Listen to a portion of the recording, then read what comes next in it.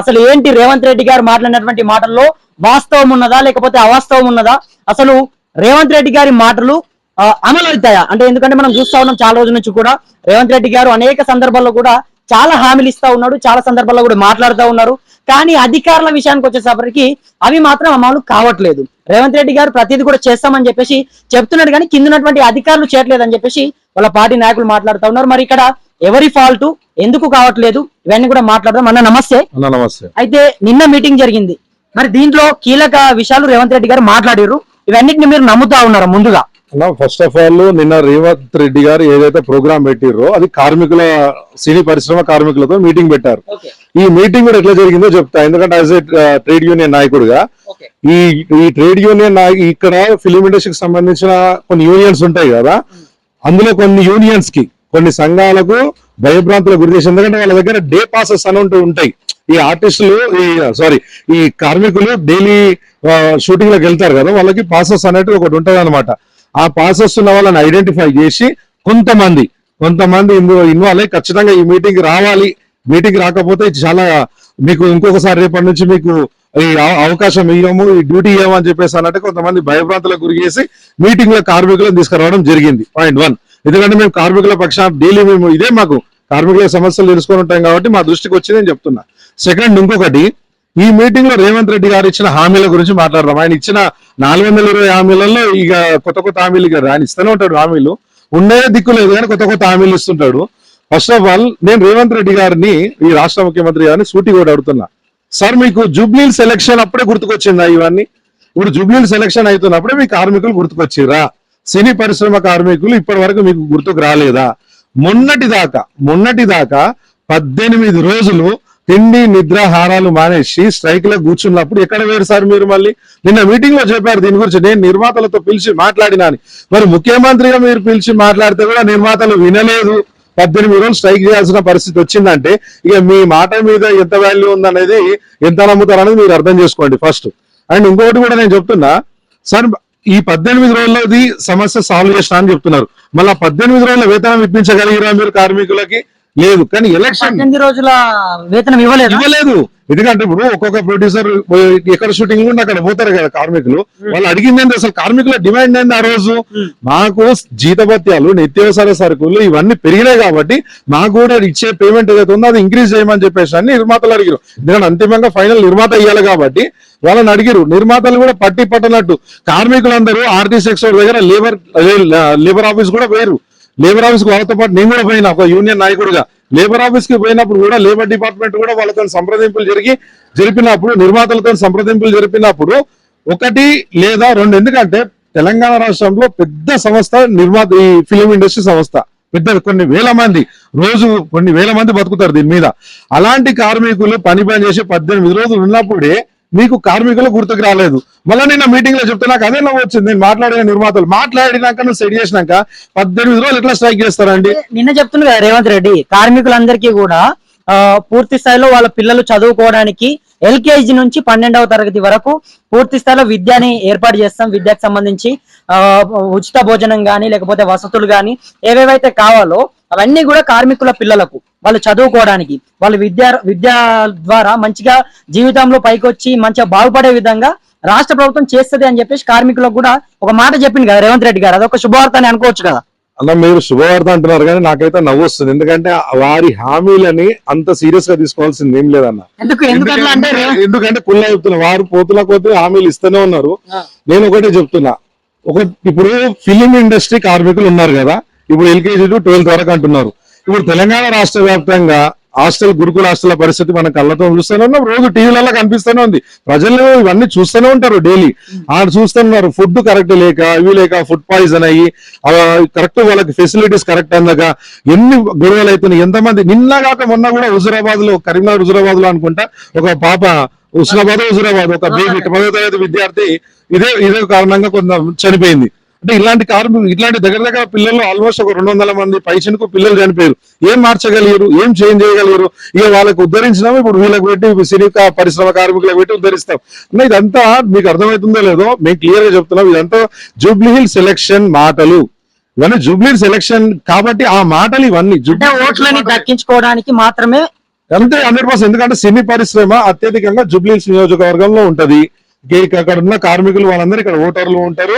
ఇక లోకల్ గా వాళ్ళు వీళ్ళు అంతా నడుస్తుంటారు. వాళ్ళ జీవనం వాళ్ళు కొనసాగిస్తుంటారు. వాళ్ళ ఓట్ బ్యాంక్ కావాలంటే ఓ 4-5 వరాలు వాళ్ళకి ఇవ్వాలి. వచ్చారు నేను 4-5 వరాలు ఆ మీటింగ్ కూడా చూస్తే అంతా ఖాళీ చీరలు కనిపించాయి. ఎందుకంటే వారి మీద నమ్ముతలేరు. ప్రభుత్వం ఏమైందంటే 2 సంవత్సరాల నుంచి వాళ్ళు ఇస్తున్న హామీలు నెరవేర్చకపోయేసరికి అన్న నేను ఒక విషయం అడుగుతా. మీరు ఇప్పుడు ఈ రకరకాలుగా హామీలు ఇచ్చారు కదా, నాతో పాటు రండి. ఇప్పుడు మన కృష్ణనగర్ లో ఉన్నాం కదా, నన్ను వదిలేయండి. నేను సరే భారత రాష్ట్ర ట్రేడ్ యూనియన్ నుంచి నేనున్నా, నన్ను వదిలేయండి. ఇక్కడ కొంచెం ముందుకు పోతే ఫిల్మ్ ఇండస్ట్రీకి సంబంధించిన జూనియర్ ఆర్టిస్టుల ఆఫీసులు అవి ఇవి ఉంటారు. పొద్దున 4 గంటలకు సినీ కార్మికులు 4 గంటలకు 3 గంటలకు ఈ గ్రీన్ బాక్స్ హోటల్ దగ్గర వచ్చి మొత్తం తండ్రిపోతండాలు నిలబడతారు. మీరు ఎవరైనా పోండి, వాళ్ళని అడగండి, వాళ్ళు మొత్తం చెప్తారు స్టోరీ. కార్మికులు ఉంటారు, 100,000 మంది ఉంటారు. ఇప్పుడు అంటే అందరు షూటింగ్ లోకి వెళ్ళిపోతారు. మళ్ళీ ఈవినింగ్ 4-5 తర్వాత 6 వరకు వస్తారు. వాళ్ళని అడగండి, మీరు ఈ రేవంత్ రెడ్డి గారు చెప్పిన హామీలు మీకు ఎంతవరకు అని చెప్పేసి అనండి. వాళ్ళ వాయిస్ కూడా ఉంటారు, కార్మికుల వాయిస్ కూడా మీకు క్లియర్ గా తెలుస్తుంది. అంటే రేవంత్ రెడ్డి గారు చెప్పింది కూడా అంటే ఇచ్చినటువంటి హామీలని చేస్తా ఉన్నాము. కేసీఆర్ గారు చేసినటువంటి అప్పుల వల్లనే చేయలేకపోతున్నాము. రాష్ట్రం మొత్తం కూడా కేసీఆర్ గారు అప్పులు చేసినటువంటి సందర్భం ఏదైతే ఉన్నదో ఆ అప్పులకు మిత్తులు కట్టడానికి సరిపోతా ఉంది మాకు వచ్చినటువంటి ఆదాయం మొత్తం. అందు గురించే మేమేం చేయలేకపోతున్నాం అని చెప్పేసి రేవంత్ రెడ్డి గారు చెప్తా ఉన్నారు. మరి దీనికి మీరేం చెప్తారు? అన్న నేను ఒక సగటు కార్మికుడిని. సరే నేనంటే డ్రైవర్ యూనియన్, మేము ఒక భారత రాష్ట్ర ట్రేడ్ యూనియన్ ఒక యూనియన్ నడిపిస్తాం, ఒక యూనియన్ లీడర్ గా ఉన్నాం. నేను ఒక డ్రైవర్ని. ఫస్ట్ ఆఫ్ ఆల్ నేను డ్రైవర్ని. నేను డ్రైవర్ గా నా జీవనం కొనసాగిస్తుంటా.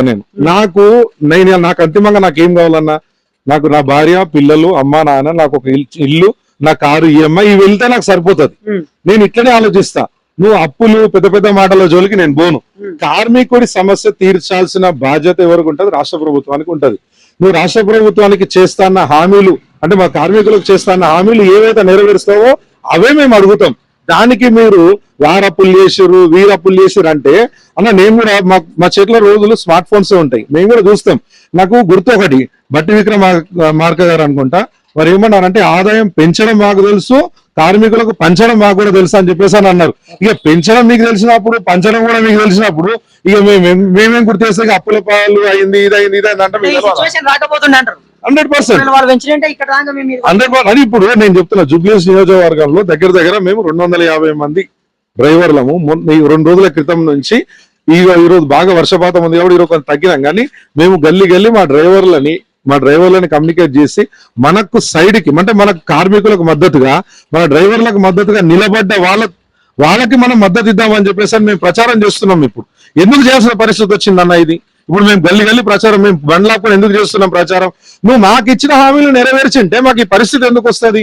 మా కార్మికులకు హామీ ఇచ్చిన నెరవేర్స్తే ఈ పరిస్థితి ఎందుకు వస్తుంది మాకు?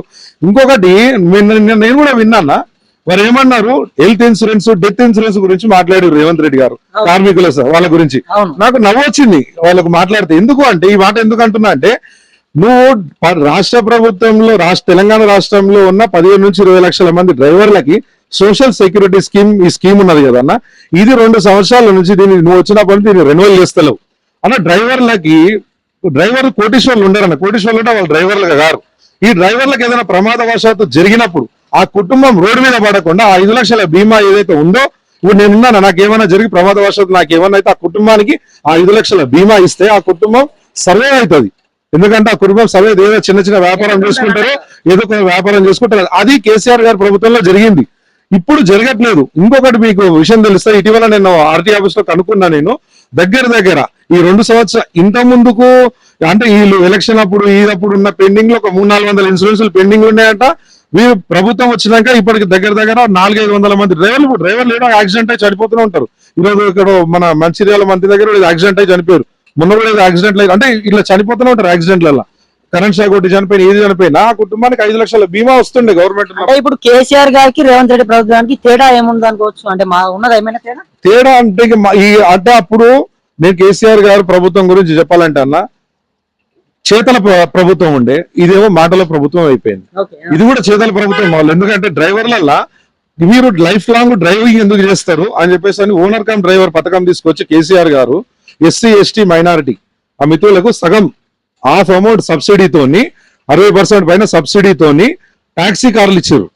ప్రభుత్వ కార్యాలయం ఎంగేజ్ పెట్టుకొని ఈ యాప్ బేస్ అగ్రిగేటర్ లో పనిచేసుకుంటూ ఎంతో మందికి అంటే నేను డ్రైవర్ గానే ఉండాలి జీవితం మొత్తం, నేను ఓనర్ అయితే అని చెప్పేసి అని డ్రైవర్ కమ్ ఓనర్ అని స్కీమ్ తీసుకొచ్చి వాళ్ళు సహాయపడ్డారు. కేసీఆర్ గారు తీసుకొచ్చారు. ఇప్పుడు 2 ఏళ్ల నుంచి పట్టకు పోయింది. మొత్తం అయింది ఆ కొలాబ్స్. ఆ స్కీమ్ లేదు, నా కార్ లేదు, ఏం లేదు. అంటే ఎందుకు రావట్లేదు అనుకో. నేను అదే చెప్తున్నా, ఈ మాటల ప్రభుత్వం అని ఎందుకన్నా అంటే నేను ఎందుకే అంటున్నా, ఉన్నవి కూడా నువ్వు ఇంప్లిమెంటేషన్ చేయలేకపోతున్నావు. ఇంకా నువ్వు కొత్తది బిల్డింగ్ తెస్తా, బంగ్లా తెస్తా, ఎల్కేజీ యూకేజీ పిల్లలు ఫుడ్ టిఫిన్ ఇవిగో మేము కార్మికులం. ఇప్పుడు నేనున్నా డైలీ మా కార్ల ఎంతో మంది ప్యాసింజర్లు, అంటే నేను మినిమం 10-12 బుకింగ్లు చేస్తా. ఈ 10-12 బుకింగ్లల్లా కనీసం ఎంతమంది ఎక్కి దిగుతారు అన్న కార్మికులు, ప్యాసింజర్స్ ఎంతమంది ఎక్కి దిగుతారు? వాళ్ళతో మాట సందర్భం కలిసినప్పుడు, ఇదంతా కలిసినప్పుడు ఈ టాపిక్లు జరగకుండా ఉంటాయా? మేము కార్మికులేమో ఈ సమస్యలు రేజ్ చేస్తున్నామని కాదు, మీరు రమ్మరు, కస్టమర్లు కూడా అంటారు. మా క్యాబ్ లోకే కస్టమర్లు కూడా ఒక్క ఇంచు పడే అంత మాటలే ఉంటాయి, ఏం పనులు లేవు, మీరు ఏదైనా సెల్ఫ్ గా చేసుకోండి. ఈ ఇన్సూరెన్స్ గురించి టాపిక్ వచ్చినప్పుడు ఒక బ్యాంక్ లో ఎంప్లాయ్ అన్న, ఒక సారు సెక్రటరియట్ దగ్గర పికప్ చేసుకున్నా, ఎయిర్పోర్ట్ లో దింపిన. ఆ సార్ ఏమన్నా అంటే, బాబు గవర్నమెంట్ చేస్తుందో లేదో అవన్నీ పక్క పెట్టండి అమ్మా, మీరు ఆ గవర్నమెంట్ గురించి ఎదురు చూసుకుంటే ఎందుకు వచ్చినారు? బ్యాంకులలో ఇన్సూరెన్స్లు ఉంటాయి, పోస్ట్ ఆఫీస్ లో ఇన్సూరెన్స్ ఉంటాయి, అవి చేసుకొని సలహా ఇస్తారు. అంటే మీరు అర్థం చేసుకోండి, వీళ్ళు చేయరు, ప్రభుత్వంలో ఉన్నటువంటి వాళ్ళే మీకు వాళ్ళు చేయరు అన్నట్టు అర్థమైపోయింది. వాళ్ళు చేయరు, రేవంత్ రెడ్డి గారి పైన వాళ్ళ అధికారులకి చెప్తున్నాయి జరిగినాయి. ఇక మీరు బ్యాంకులలో ఇన్సూరెన్స్ అవి చేసుకోండి అన్నట్టు. అన్న బ్యాంకులలో వాటిలలో అంత డబ్బులు పెట్టలేక, ఇన్సూరెన్స్లు పెట్టలేక కదా మేము ప్రభుత్వం మీద డిపెండ్ అయింది. ప్రభుత్వం ఒక స్కీమ్ తీసుకురావాలన్నది. ఇప్పుడు దగ్గర ఇన్సూరెన్స్ ఎన్ని పెండింగ్ ఉన్నా పెండింగ్లు ఇవ్వాలి. సరే, నేను ఈ ప్రభుత్వం నేను ఒక రిక్వెస్ట్ గా అడుగుతున్నా, నేను ఒకటి కుల్లా ఈ ఏవైతే ఇన్సూరెన్స్లు పెండింగ్ ఉన్నాయో వాళ్ళకి చేయండి.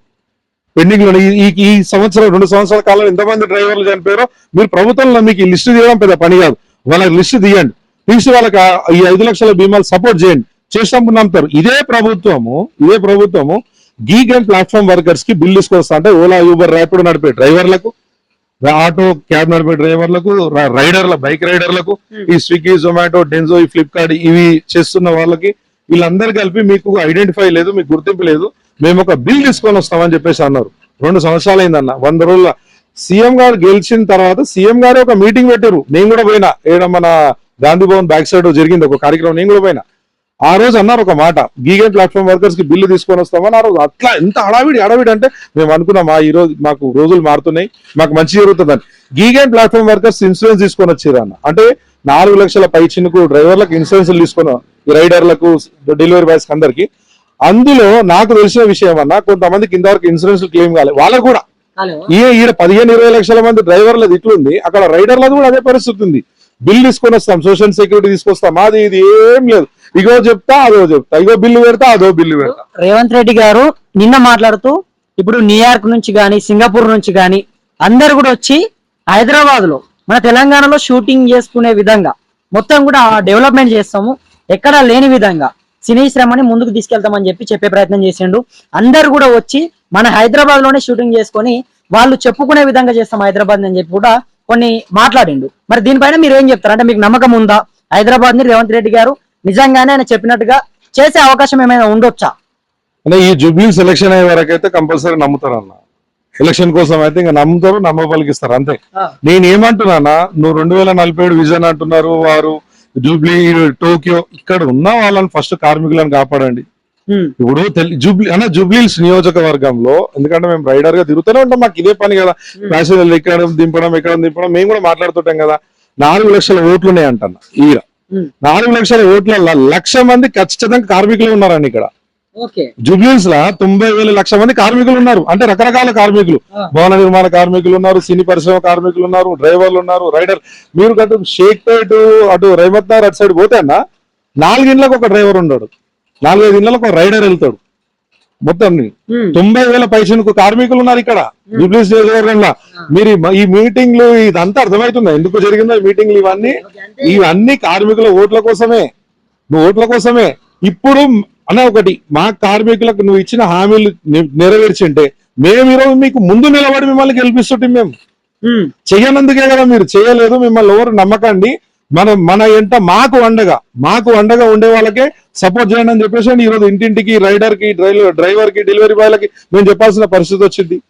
అంతే కదా? మీరు కరెక్ట్ అంటే ఈ పరిస్థితి మాకు ఎందుకు వస్తుంది? ఇట్లా ప్లకార్డులు పట్టుకొని ఇల్లు విధి తిరగాల్సిన పరిస్థితి ఎందుకు వస్తుంది ఇండివిజువల్ గా మేము? అంటే మీరు దీనికి సంబంధించి ఇప్పుడు కాంగ్రెస్ పార్టీలో ఉన్నటువంటి ఎవరైతే రవాణా శాఖ మంత్రి గాని, లేకపోతే పొన్నం ప్రభాకర్ గాని, లేకపోతే వేరే వ్యక్తులు గాని, మంత్రులు, ముఖ్యమంత్రి, వీళ్ళందరినీ కూడా కలిసి మీకున్నటువంటి సమస్య ఏంది, మీకు ప్రధానంగా మీరు ఏం కోల్పోయారు, ఏం నష్టపోయారు, మీకు అంటే ఏం చేస్తే బాగుంటది, ఇటువంటి సలహా సూచనలు ఏమైనా మీరు ప్రభుత్వానికి, ముఖ్యమంత్రి గారికి లేదంటే వాళ్ళ దృష్టికి తీసుకెళ్లే ప్రయత్నం చేసిర్రా లేదా? అన్న మేము ప్రభుత్వం ఏర్పడ్డాక మీరు హామీలు ఇచ్చిన దానికి ఫస్ట్ కొత్తగా వచ్చినాం, మాకు 2-3 నెలలు టైం పడుతుంది అది అని అన్నారు. మేము 2 నెలల లోపే ఇవ్వాల్సిన రిప్రజెంటేషన్స్ అన్ని ఇచ్చినాం. ట్రాన్స్పోర్ట్ మినిస్టర్ గారికి, ట్రాన్స్పోర్ట్ కమిషనర్ గారికి, లేబర్ మినిస్టర్ అప్పుడు లేకుండే, అప్పుడు లేబర్ మినిస్టర్ రేవంత్ రెడ్డి గారి దగ్గరనే ఉండే, లేబర్ కమిషనర్ గారికి, వీరందరికి మా డిమాండ్లు అనేది ఇచ్చినాం. సెక్రటరియట్ కి ఎన్నిసార్లు తిరిగినామో ఆ పాసులు ఇస్తారు సెక్రటరీలో పోతే, అవి మా దగ్గర ఉన్నాయి పాసులు, మేము చూపిస్తాం. రిప్రజెంటేషన్ ఇస్తే కూడా ఎక్నాలజ్మెంట్లు ఇస్తారు కదా, అవి కూడా మా దగ్గర ఉన్నాయి, మేము అవి కూడా చూపిస్తాం. నేనేమంటున్నా, ఆ రోజు మేము ఇచ్చిన డిమాండ్లని కనీసం పిలిపించి ఎందుకు ఇచ్చిర్రు, ఏం సమస్య ఉందని అడిగిన వాళ్ళు లేరన్న. పట్టించుకోలేరు. అంటే మేము రిప్రజెంటేషన్ ఇచ్చినప్పుడు మాట్లాడారు, ఇది అది అది ఇది అన్నారు. ఒకసారి లేబర్ మినిస్టర్ గారు కూడా తర్వాత మళ్ళీ చాలా రోజుల తర్వాత మినిస్టర్ అయిన తర్వాత కూడా వారు కూడా కూర్చున్నారు, మాట్లాడారు, అది ఇది అన్న తర్వాత నెక్స్ట్ ఇప్పుడు అసెంబ్లీలో పెట్టేస్తున్నాం, అయిపోయిందని అన్నారు అన్న. అరే మేము అనుకున్నాం మంచి రోజులు వస్తున్నాయి మాకు, అయిపోయిందని అనుకున్నాం. అంటే కానీ చూస్తుండగా 2 ఏళ్ళు ఇక మీకు మిగిలిందంత టైము, ఇప్పుడు అంతా ఎలక్షన్ పీరియడ్, ఇదంతా ఇప్పుడు ఎలక్షన్ పీరియడ్ ఇవి వస్తాయి ఈ డైలాగులు, ఇది ఉంటది అదేదో ఉంటారు కదా, ఎలక్షన్ కోడ్ ఉంటది ఇవి ఉంటదని ఈ ఏడాది ఇట్లనే గడుపుతారు. ఇంకా మిగిలేదు ఈ ఏడాది, ఇంకొక ఏడాదిలో ఏం చేస్తారన్న వీళ్ళు ఇచ్చే డిమాండ్ అయినా. ఇగో చూడు, ప్రభుత్వ కార్యాలయాల్లో ప్రతి ఎంప్లాయీకి ఒక క్యాబ్ ఉంటది, టాక్సీ క్యాబ్ ఉంటది, హైయర్ వెహికల్స్ అని అంటారు. హైయర్ వెహికల్ ఛార్జీలని ఒకసారి ఒక కాంగ్రెస్ పార్టీ నాయకులు మేము ఒకరోజు స్ట్రైక్ చేస్తే 33,000 నుంచి 55,000 పెంచుతాం. అసలు మీకు పప్పు ఉప్పు రేట్లన్నీ పెరిగినాయి, పప్పు ఉప్పు రేట్లన్నీ పెరిగినాయి, కార్యమే పెరిగింది, మెయింటెనెన్స్ పెరిగింది, అసలు మీరు ఎట్లా బతుకుతున్నారు అని మాకే డౌట్ వచ్చేలాగా మాట్లాడి మమ్మల్ని మభ్యపెట్టి ప్రభుత్వ కార్యాలయాలు అన్ని ఇట్లా హైయర్ వెహికల్స్ ఇట్లా అది ఇట్లా మీకు ప్రైస్ పెంచుతాం ఇది పెంచుతామని. అంటే నేను చెప్తున్నా కదా, ఎక్కడ ఎవరు ఎట్లా దొరికితే అట్లా మాట్లాడారు. ఇప్పుడు పత్తట్లేరు ఎవరు, హైయర్ వెహికల్స్ అన్న ఎంత ప్రభుత్వ కార్యాలయాలు ఉన్నాయి తెలంగాణలో, అన్ని కార్యాలయాల బండ్లు 10 నెలలు 11 నెలలు అవుతున్నాయి, బిల్లులు వస్తలేవు. ఈ పెంచుడు పక్క పెట్టు, ఈ 33 54 చేసుడు పక్క పెట్టు, బిల్లులు వస్తలేవు. ఉన్న 33 బిల్లులు వస్తారు. 6 నెలలు 7 నెలలు 8 నెలలు ఫైనాన్స్ వాడు వచ్చి బండి ఎత్తుకపోతా అంటాడు ఇంటికి వచ్చి, 8 నెలలు ఈఎంఐ కట్టబోతే ఊరుకుంటాడన్న. ఇల్లు ఏంది, పరిస్థితి ఏంది, ఇంట్లో మెయింటెనెన్స్ ఏంది. ఇది ఫ్రీ బస్ పథకం వల్ల ఆటో డ్రైవర్లు తీవ్రంగా నష్టపోతున్నారు. మన కుటుంబాలు నడవట్లేదు, వాళ్ళకు ఉన్నటువంటి పిల్లలు గాని వాళ్ళంతా కూడా నడి రోడ్డు పాలైపోతా ఉన్నారు. అసలు వాళ్ళ ఇంటి అద్దెలు కట్టుకోవడం గాని ఏం చేయాలన్నా కూడా వాళ్ళు నానా అవస్థలు పడుతున్నారు అని చెప్పేసి మా దృష్టికి కూడా చాలా మంది ఆటో డ్రైవర్లు చెప్పే ప్రయత్నం చేశారు. మరి దీన్ని ఎట్లా చూస్తారు మీరు, దీనిపైన ఏమనుకోవచ్చు? నా ఆటో డ్రైవర్ల పరిస్థితి అయితే చెప్తున్నా, ఘోరం పరిస్థితి, అది వాళ్ళని వర్ణించలే మాటలు. నిన్న కృష్ణానగర్ పార్క్ దగ్గర ఆటో డ్రైవర్లు ఒక 10-15 మంది ఉన్నారు. నిన్న వాళ్ళ దగ్గర కూర్చున్నాం, ఆడ చెట్టు కింద భోజనం చేసినాం, చెట్టు కింద భోజనం అంటుంటారు. భోజనం చేస్తుంటే వాళ్ళ బాధ మా డిస్కషన్ చేస్తుంటే వాళ్ళు అంటే ఒక 4 రోజుకి 2,000 3,000 సంపాదిస్తామని ఒక ఉండే ఇంత ముందుకు. వాళ్ళు వాళ్ళ ప్లాన్ చేసుకున్నారు ఫ్యామిలీని, ఇట్లా చేసుకోవాలి, మా పిల్లలకు చదువు ఇట్లా పెట్టుకోవాలి, ఇంత ఫీజులు, ఇంత ట్యూషన్ ఫీజులు, ఇట్లా అని చెప్పేసి ప్లానింగ్ ఉంటది కదా, చేసుకొని ప్లానింగ్ ఉంటది కదా. మొత్తం కొలాప్స్ అయిపోయింది అన్న ఫ్రీ బస్సులలో. అసలు ఎవరికి అర్థమైతలేదు పరిస్థితి, ఎవరికి అర్థమైతలేదు. ఆ బుకింగ్ లేక చెట్టు కింద పార్క్ లేక కూర్చొని, ఎందుకంటే ఇప్పుడు ఫ్రీ బస్సు వల్ల చాలా నష్టపోయింది ఎవరన్నా ఉన్నారంటే అది ఆటో డ్రైవర్. నెక్స్ట్ ఈ టాక్సీ డ్రైవర్ల విషయానికి వస్తానండి. టాక్సీ డ్రైవర్లు కూడా విహార యాత్రలకు పోతుంటారు కదా, ఫ్యామిలీలు టెంపుల్ ఇట్లా శ్రీశైలం తిరుపతి యాదగిరిగుట్ట అటు ఇటు తిరుగుతారు కదా, అట్లా తిరిగే వాళ్ళు కూడా మొత్తం బంద్ అయిపోయారు. ఇప్పుడు లాంగ్ కిరాయి లేవు, అసలు ఎందుకు ట్రావెల్స్ కిరాయి లేవు, ఎందుకు ఫ్రీ బస్సు వెళ్ళిపోతారు. ఇప్పుడు ఫ్యామిలీలో ఒక 4-5 పోయారంటే మామూలుగా 3-4 లేడీసే పోతున్నారు, ఇంకో 2 టికెట్ తీసుకుంటే అయిపోయా. లేకపోతే లేడీస్ కూడా ఇప్పుడు షాపింగ్లు ఎంత రాకెందుకు, క్యాబ్ లో జర 11-12 అయితే షాపింగ్ లకు వస్తుంది మహిళలు. చాలా మంది కూడా మిడిల్ క్లాస్ వాళ్ళు క్యాబ్ ఎక్కుతారు కదా, వాళ్ళు క్యాబ్ అన్న ఆటో అన్న. ఏంది పరిస్థితి, ఇప్పుడు వస్తలేరు ఫ్రీ బస్కి వెళ్ళిపోతున్నారు. క్యాబ్ లో కూడా మొత్తం కంప్లీట్ గా కొలాప్స్ అయిపోయింది. అంటే ఇప్పుడు మీకు ఈ సిచ్యువేషన్ లో ఎవరైనా సపోర్ట్ గా ఉన్నారా మరి, ఏదైనా పార్టీ గానీ నాయకులు గానీ మీకు ధైర్యం చెప్పి మేము న్యాయం చేస్తాము, మీకు జరిగింది ఈ అన్యాయాన్ని ఖచ్చితంగా మేము చూస్తా ఉన్నాం కాబట్టి మమ్మల్ని కనుక అధికారంలో తీసుకొని వస్తే డెఫినెట్ గా మీ తరఫున ఉంటాము, మీ సమస్యలన్నీ కూడా తీరుస్తాం అని చెప్పేసి ఈ కష్టకాలంలో మీరున్నటువంటి సిచ్యువేషన్ లో మీకు ఎవరైనా భరోసా అని చెప్పే ప్రయత్నం చేస్తున్నారా? అన్న 8 నెలలు ప్రభుత్వం వచ్చినాక 8-9 నెలలు మేము సెక్రటరియట్, మంత్రుల ఆఫీసులకి, ప్రభుత్వ కార్యాలకి, కార్మిక శాఖ కార్యాలయాలకి తిరిగినాం. తర్వాత మాకు పరిస్థితి అర్థమైంది, ఇంకా మాకు మా మాటలు వింటలేరు, మా సమస్యలు పరిష్కారం కావు అన్న తర్వాత మేము బీఆర్ఎస్ పార్టీ మొత్తం మా కార్మికులు అందరం కలిసి బీఆర్ఎస్ పార్టీ ఆఫీస్ కాడికి వెళ్ళినాం. వెళ్తే మాకు ఒకసారి టైం ఇచ్చారు, ఒక కేటీఆర్ గారు టైం ఇచ్చారు. కేటీఆర్ గారికి మొత్తం మేము వివరణ ఇచ్చినాం. సార్ ఇట్లా కార్మికులు అందాం సార్, ఇది ఉంది పరిస్థితి ఇట్లా ఇట్లా అని చెప్పేసి అన్నాం. ఆ రోజు మాకు ఇచ్చిన మాట ఏంటంటే నేను నిలబడతా, నేను చేస్తాను. ఎందుకంటే బీఆర్ఎస్ పార్టీ అప్పుడు ఇన్సూరెన్స్ గురించి కంటిన్యూగా రెన్యువల్ చేసింది ప్రతి సంవత్సరం. ఇది ఎందుకు చేస్తలేదు, 100% నేను లెటర్స్ రాస్తాం, ముఖ్యమంత్రి గారికి రాస్తాం, అధికారులకు రాస్తాం అని చెప్పేసి ఆ రోజు నుంచి ఈ రోజు వరకు మాకు ఉన్నారు, ఈ రోజు వరకు కూడా ఉన్నారు. ఎందుకంటే కానీ మా వాయిస్ వింటున్నారు, మా సమస్య వింటున్నారు. ప్రతిపక్షంగా ఇప్పుడు మమ్మల్ని అధికార పార్టీ వాళ్ళు ఏమంటారు రాణిస్తలేరు, ఓకేనా, మమ్మల్ని రాణిస్తలేరు, మా సమస్య వింటలేరు, మా సమస్య తీరుస్తలేరు. మరి ఎవరి దగ్గరికి పోవాలి? మేము కార్మికులం, మేము నాయకులం కాదు కదా, రాజకీయ నాయకులం కాదు కదా, ఎమ్మెల్యేలు ఎంపీలం కాదు కదా, మేము కార్మికులం. మేము ఆడికి పోతాం, మాకు ఎవరైతే సహకరిస్తారో, మాకు ఎవరైతే షెల్టర్ ఇస్తారో వాళ్ళ దగ్గరికి మా సమస్య చెప్పుకుంటాం. అదే సమస్య చెప్పుకుంటున్నాం మేము. ఇది రవాణా రంగ కార్మికులకు సంక్షేమం బోర్డు ఏర్పాటు చేస్తాం అన్నది చేస్తామన్నారు కదా, ఏమైందని క్వశ్చన్ మార్క్. కాంగ్రెస్ ఇచ్చిన మాట అంటే ఇవన్నీ ఏంటంటే అన్న మేము ప్రత్యేకంగా ఈ ప్లకార్ల ప్రదర్శన మా డ్రైవర్ల అందరము జూబ్లీస్ నియోజకవర్గంలో ఎందుకు తిరుగుతున్నామనే చెప్తా. మాకు ఒకరు ఓడిపించుడు ఒకరు గెలిపించుడు అని కాదు, మాకు సపోర్ట్ గా నిలబడాలి. ఇప్పుడు తెలంగాణ రాష్ట్రం మొత్తం నాకు తెలిసి ఇండియా మొత్తం కూడా జూబ్లీహిల్స్ వైపు చూస్తుంది, తెలంగాణ స్టేట్ లో జూబ్లీహిల్స్ వైపు చూస్తుంది. ఇలాంటి జూబ్లీహిల్స్ లో ఇలా మేము ప్లకార్ల ప్రదర్శన చేస్తే ప్రభుత్వానికి ఇప్పటికైనా మా కార్మికులని మా డ్రైవర్లని అందరిని ఆదుకుంటుందని చెప్పేసి అని మా ఆశ. అందుకే మా డ్రైవర్లకి మేము అందరికి అండదండగా ఉండే మేము చూస్తున్నాం, ప్రయత్నం చేస్తున్నాం. ఎంతవరకు చెప్పాలి ఎంతవరకు, ఈయనకపోతే ఏం చేస్తాం మేము? అడగదలుచుకున్నాం, మీ ప్రయత్నం మీరు చేస్తున్నారు ఖచ్చితంగా ఓకే. వాస్తవంగా మీకు జరిగినటువంటి అన్యాయాన్ని కష్టాలను అన్నింటినీ కూడా ఇందులో చిత్రీకరించి మీరు చూపించుతారు, చాలా బాగుంది ఇది. కానీ ప్రభుత్వం ఇప్పుడు కూడా ఇవి చూసినప్పటికీ కూడా స్పందించకుండా ఇదే రకంగా వైఖరి కొనసాగిస్తే, గతంలో లెక్కనే మీకు అపాయింట్మెంట్స్ ఇవ్వకుండా మీ సమస్యలను పట్టించుకోకుండా కొనసాగిస్తే మీరేం చేస్తారు? నేను అదే చెప్తున్నా, మాకు ఎవరైతే అండగా ఉంటారో ఎవరైతే అండదండలు ఇస్తారో వాళ్ళకి మేము సపోర్ట్ చేసుకుంటాం. వాళ్ళని గెలిపించుకొని మా సమస్యలు మా డిమాండ్లని పరిష్కరించుకునే విధంగా మేము 100% ప్రయత్నం చేస్తాం. ఎందుకంటే ఇప్పటికే అయిపోలేదు, 2 సంవత్సరాలు అయింది. జెడ్పీటీసీ ఎలక్షన్లు, జిల్లా పరిషత్, ఎంపీటీసీలు, సర్పంచులు ఉన్నాయి, జిహెచ్ఎంసీగా ముందు రాబోతున్నాయి, అవి ఉన్నాయి. ప్రతి దానిలో చుక్కెదురే. ఎందుకంటే 20 లక్షల మంది డ్రైవర్లం ఉన్నాం మేము. పాయింట్ కార్మికులు 4 కోట్ల జనాభాలో 1 కోటి మంది కార్మికులు ఉంటారు. తెలంగాణ రాష్ట్రంలో 1 కోటి మంది కార్మికులు ఉన్నారు. వాళ్ళు కార్మికులు ఒక్కసారి తిరగబడితే ఏమవుతుంది అనేది రాష్ట్ర ప్రభుత్వం ఊహించుకోవాలి. అంటే ఇప్పుడు మీకు ఇక్కడ దాకా వచ్చారు మీరు, అంటే ఫస్ట్ ఆఫ్ ఆల్ చెప్పే ప్రయత్నం చేశారు, చెప్పిన తర్వాత వినకపోతే మళ్ళీ ప్రతిపక్ష పార్టీ నాయకులను కలిసి వాళ్ళ దృష్టికి కూడా మీ సమస్యలను తీసుకెళ్లారు. వాళ్ళ దృష్టికి తీసుకెళ్లిన తర్వాత కూడా ఇప్పుడు మళ్ళీ వీటిని తీసుకొని ఇక్కడికి వచ్చారు. అంటే కాంగ్రెస్ పార్టీ పైన మీకు ఏమైనా నమ్మకం ఉందా? ఏమైనా చేస్తారనే నమ్మకంతోనే ఇక్కడికి వచ్చారు అనుకోవచ్చా, లేకపోతే ఎట్లా? అన్న నేను కుల్లా చెప్తున్నా, చేసే ఉద్దేశం ఉంటే ఈ పార్టీకి వాళ్ళు ఏదో ఒక స్టెప్ తీసుకుంటుండే, వాళ్ళు ఇచ్చిన హామీలలో ఏదో ఒక స్టెప్ తీసుకుంటుండే. ఏది తీసుకోలేదు ఇప్పటి వరకు. అంటే వాళ్ళు నాన్చే విధంగా ప్రయత్నం చేస్తున్నారు, కార్మికులని టైం పాస్ చేసే విధంగా ప్లాన్ చేస్తున్నారు.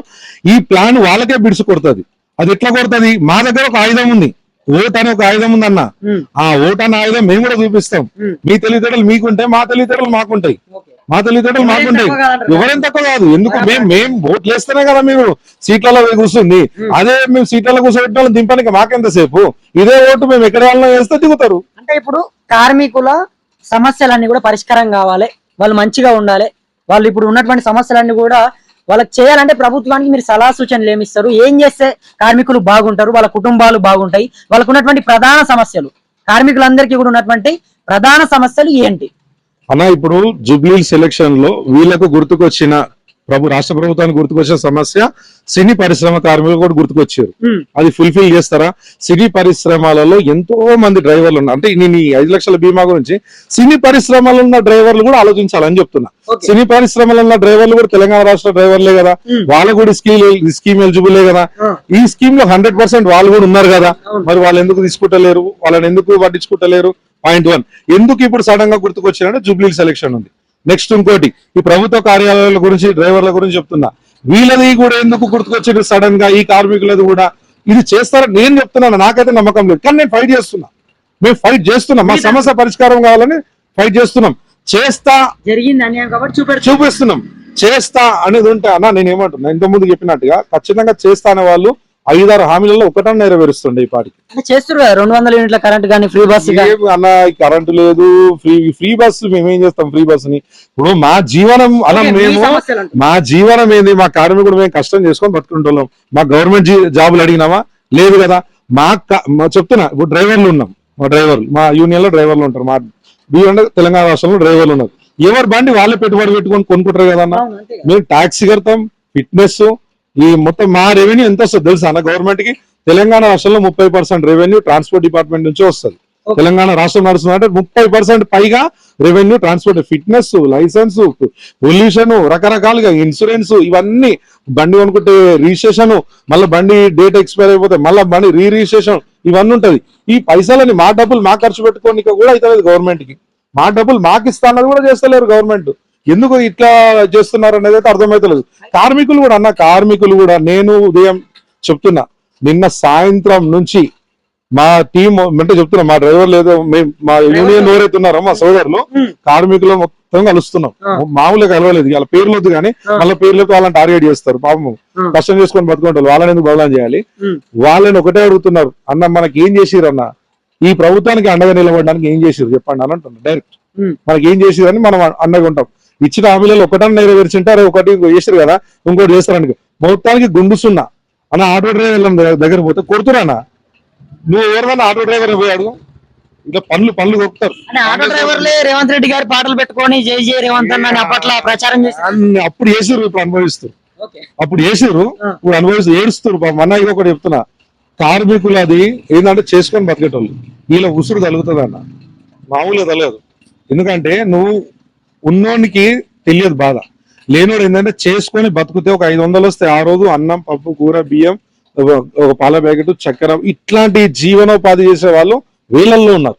ఇలాంటి జీవనోపాధుల మీద దెబ్బ కొడితే ఆ కార్మికుడు కడుపుమంట. అది ఏదంటే చూడండి, మీరు రాబోయే రోజుల్లో రిజల్ట్ చూడండి. ఇప్పుడు జూబ్లీస్ లో ఎన్నికలు జరుగుతున్నాయి, ఉప ఎన్నికలు వచ్చినాయి. సో మీరు కూడా ఇక్కడ చూస్తా ఉన్నారు వాతావరణం. మీ సపోర్ట్ ఎవరికి ఇస్తారు, ఏ పార్టీ గెలవాలని చెప్పేసి మీరు అనుకుంటున్నారు? నేనైతే వ్యక్తుల గురించి మాట్లాడాను. నా సమస్యని, మా డ్రైవర్ల సమస్యని, మా కార్మికుల సమస్యని నేను తెలియజేస్తున్నా. ఈ సమస్య ఉంది, ఈ సమస్యలు మాకు న్యాయం చేస్తలేరు, మీరు ఆలోచించండి ఎవరికి ఓటు వేయాలి. మేము అదే చెప్తున్నా. ఓకే, చివరిలో ఇప్పుడు రాష్ట్ర ప్రభుత్వానికి మీరు మీ తరపు నుంచి మీకు ఉన్నటువంటి ఇంకా సమస్యలు ఏమైనా ఉన్నాయా, ఇంకా ఏమైనా కష్టాలు ఉన్నాయా, ఇవన్నీ కూడా మొత్తం ఎవరికి కూడా ఉన్నటువంటి సమస్యలన్నీ పరిష్కారం కావాలి, కార్మికుల కుటుంబాలంతా కూడా బాగుండాలి, వాళ్ళకు ఉన్నటువంటి ప్రభుత్వం చెప్పిన ప్రతిదీ కూడా చేస్తే బాగుంటుందా, లేకపోతే ఇంకా వేరే ఏమైనా పథకాలు మీకోసం ఏర్పాటు చేస్తే బాగుంటుందా? ఒకవేళ ప్రభుత్వం చేస్తుందని మీరు నమ్మకం ఉందా? పూర్తిగా చివరిలో మీ తరపు నుంచి ప్రత్యేకంగా రాష్ట్ర ప్రభుత్వానికి కొన్ని సలహా సూచనలు ఇవ్వండి కార్మికుల తరఫున. అన్న, రాష్ట్ర ప్రభుత్వంతో పాటు కార్మికులకు కూడా నేను చెప్తున్నా, జూబ్లీహిల్స్ నియోజకవర్గంలో ఉండే కార్మికులకు కూడా చెప్తున్నా, మీరు మళ్ళా ఈ రాష్ట్ర ప్రభుత్వాన్ని నమ్మితే మీరు పూర్తిగా మోసపోతారు. కనీసం ఈ ఎలక్షన్ లో కార్మికుల సత్తా ఏందనేది చూపించి మనకి ఎవరైతే మన గొంతుగా మాట్లాడతారో, ఎవరైతే మనకు అండగా నిలబడతారో వాళ్ళని మనం గెలిపించుకుంటే మన సమస్యలు పరిష్కారం చేసుకోవడానికి మనకు బలం దొరుకుతుంది. అంతేగాని మళ్ళా మనం ఇదే రిపీట్ చేసి మొన్న ఎలక్షన్లలో మనం ఇట్లా చేస్తాం మళ్ళీ రిపీట్ చేస్తే మాత్రం ఇక మనకు గుండుస్తున్నానే, ఇక మనం యాదగిరిగుట్ట, తిరుపతి పోవాల్సిన అవసరం లేదు, వీళ్ళు ఈయన గుండు కొట్టేస్తారు. ఇక మొత్తం ఇక ఆగమే, నేను చెప్తున్నా కదా, మొత్తం ఆగానికి వచ్చింది. ఇప్పుడు జరుగుతున్న స్టన్స్, ప్రతి స్టన్ ఎలక్షన్ కోసమే. సడన్ గా రేవంత్ రెడ్డి గారికి కార్మికులు గుర్తుకొచ్చింది ఎలక్షన్ కోసమే. సడన్ గా ఈ రాష్ట్ర ప్రభుత్వం ఈ హామీలు అవి ఇస్తుంది ఎలక్షన్ కోసమే. అన్ని ఎలక్షన్ కోసమే, అన్ని పూర్తి ఎలక్షన్ కోసమే. కొంచెం మనము అన్న నేను చెప్తున్నా, ఇవాళ రేపు కొంచెం చదువుకొని మనం ఉన్నారు కార్మికులలో కూడా 5వ తరగతి 10వ తరగతి చదువుకున్న వాళ్ళు ఉన్నాం కాబట్టి ఆలోచించమని చెప్తున్నా. బలంగా ఆలోచించి నిర్ణయం తీసుకోండి. మీరు ఓటు ఏ దానికి వేస్తారు, మీ ఓటు ఆయుధం ఏంటంటే మీరు చేసే పనులకి, భవిష్యత్తులో మనం సాధించుకునే మన హక్కుల కోసం ఉండాలి. భవిష్యత్తులో మనం సాధించుకునే హక్కుల దిశగా ఆలోచించి ప్రతి ఒక్క జూబ్లీహిల్స్ కాన్స్టిట్యున్సీలో ఉన్న కార్మికుడు ఓటు వేయాలని చెప్పేసి అని నేను అక్కడ రాష్ట్ర ప్రభుత్వాన్ని కూడా తెలియజేస్తున్నా. మీరు మా సమస్యలు పట్టించుకోండి, మీరు మా సమస్యలు పరిష్కరించండి. మీరు మా సమస్యలను ఇట్లాగే పరిష్కారం చేయకపోతే రానున్న రోజులలో, ఇది ఈ రోజు ఒక 200-300 మంది కార్మికులతోనే స్టార్ట్ అయింది, కానీ రానున్న రోజుల్లో తీవ్రంగా జరుగుతుందని చెప్పేసి నేను తెలియజేస్తున్నా. ఇది మనతో పాటు BRTU భారత రాష్ట్ర ట్రేడ్ యూనియన్ నాయకుడు నాగేష్ గారు మాట్లాడుతూ ఉన్నారు. అయితే ప్రతిరోజు కూడా ఆయన అనునిత్యం కార్మికులకు సంబంధించినటువంటి కష్టాలపైన చాలా చురుగ్గా అందరినీ కూడా ఏకం చేసి కార్మికులకు జరుగుతున్నటువంటి నష్టాలపైన ఇటువంటి ఫ్లెక్సీలను తీసుకొని ఈ చేస్తున్నటువంటి ప్రయత్నం ఏదైతే ఉందో దీనికి నిజంగానే రాష్ట్ర ప్రభుత్వం దిగి వచ్చి వీళ్ళకు ఉన్నటువంటి సమస్యలను పరిష్కరించాలి అని చెప్పేసి మా తరపు నుంచి మేము కూడా డిమాండ్ చేస్తా ఉన్నాం. MLR న్యూస్ తెలుగు వేదిక ద్వారా ముఖ్యమంత్రి గారిని కానీ పొన్నం ప్రభాకర్ గారిని కానీ అందరినీ కూడా వేడుకుంటా ఉన్నాం. దయచేసి కార్మిక సోదరులకు జరుగుతున్నటువంటి అన్యాయం పైన రాష్ట్ర ప్రభుత్వం ఇప్పటికైనా కాస్త మొద్దు నిద్రను వీడి వాళ్ళకి ఇచ్చినటువంటి మాటని నెరవేర్చే ప్రయత్నం చేయండి. వాళ్ళకి అంటే గతంలో జరిగినటువంటి కనీసం ఏదైతే 5 లక్షలకు సంబంధించినటువంటి ఆ పథకాన్ని అయినా తిరిగి ప్రారంభించే ప్రయత్నం చేయండి. లేదంటే కొత్తగా మీరు ఇంకా అనేకమైనటువంటి పథకాలు కూడా ఇస్తాము అని చెప్పేసి వాళ్ళకు కొన్ని మాయ మాటలు చెప్పే ప్రయత్నం చేశారని చెప్పి వాళ్ళు చెప్తా ఉన్నారు. దాన్ని కూడా ప్రభుత్వం ఒకసారి ఆలోచన చేయాలని చెప్పేసి మేము మరోసారి డిమాండ్ చేస్తా ఉన్నాం. మరి చూద్దాం ముందు ముందు ఇంకా ఎటువంటి వార్తలు తెరపైకి రాబోతా ఉన్నాయి, ఎటువంటి అంశాలు తెరపైకి రాబోతున్నాయి అయితే చూసే ప్రయత్నం చేద్దాం. అంతవరకు అందరూ కూడా వేచి ఉండండి. మన ఛానల్ కూడా కింద ఉన్నటువంటి సబ్స్క్రైబ్ బటన్ నొక్కి సబ్స్క్రైబ్ చేసుకోండి.